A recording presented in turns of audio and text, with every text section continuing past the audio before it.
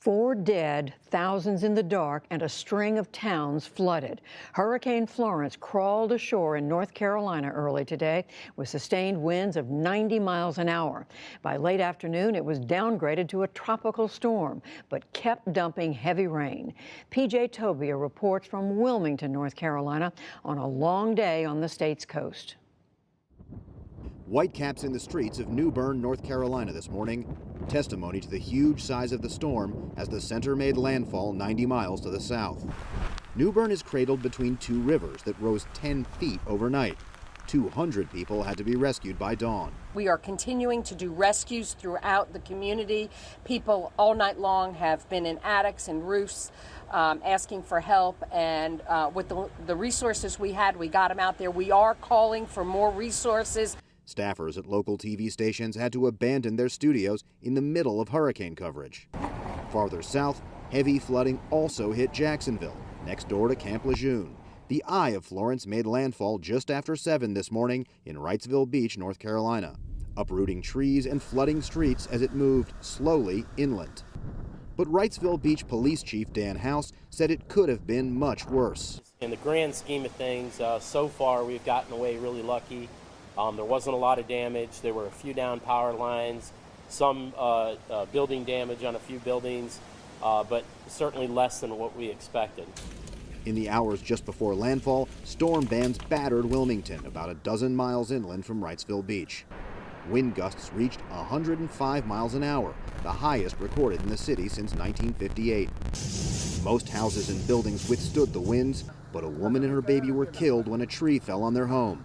But blacked out traffic lights swung wildly from their wires over empty streets. Having come out in the morning and seen the winds, I've been out a couple times. I'm not surprised to see all this devastation, all the leaves and the branches down. I watched the sign on that building go flying away. It kind of peeled off.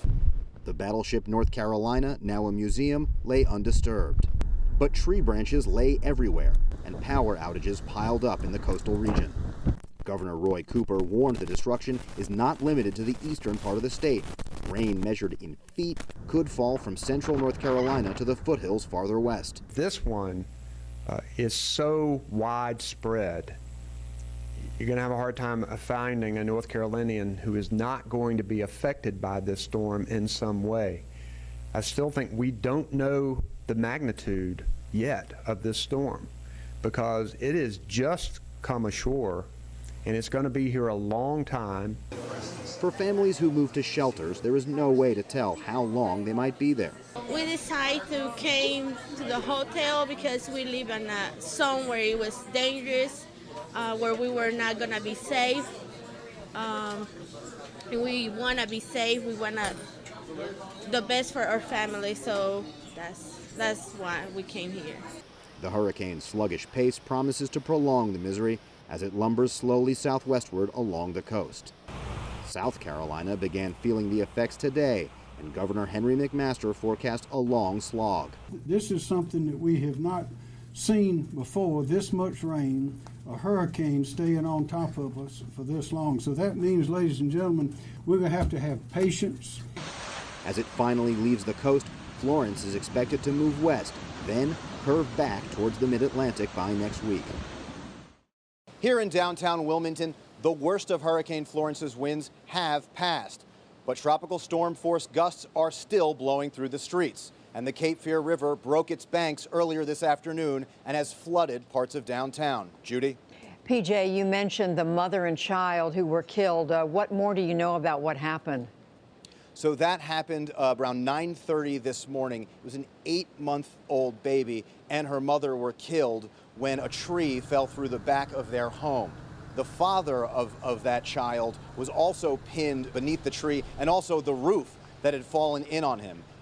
Police officials and fire officials here in Wilmington say that it took a long time to extricate him. They used special equipment, including pillows that expand. It required help from FEMA. It was a multi-agency, intense effort, and he is now in the hospital. Such a tragedy. And PJ, you've also been in touch with the police in New Bern, as you mentioned, about 90-some miles to the north, where they're dealing with flooding and rescues. That's exactly right. There's been terrible floods in the New Bern area. Since the storm hit, they rescued 360 people, mostly by boat and high water vehicles. Another 140 people are still yet to be rescued.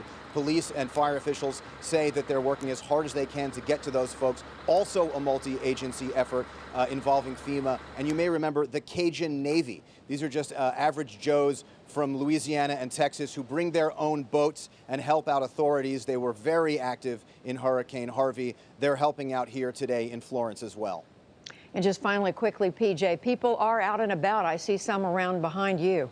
Yeah, that's right, and they really shouldn't be, according to officials. And just from driving around ourselves today, we've seen lots of downed power lines. Trees are everywhere. You know, the city has many beautiful old historic trees. A lot of them are on top of houses tonight.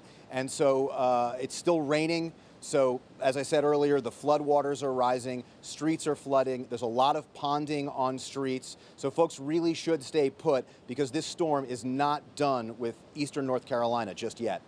That seems clear. It's been downgraded, as we said, to a tropical storm, but still a danger. PJ, Tobia, thank you very much.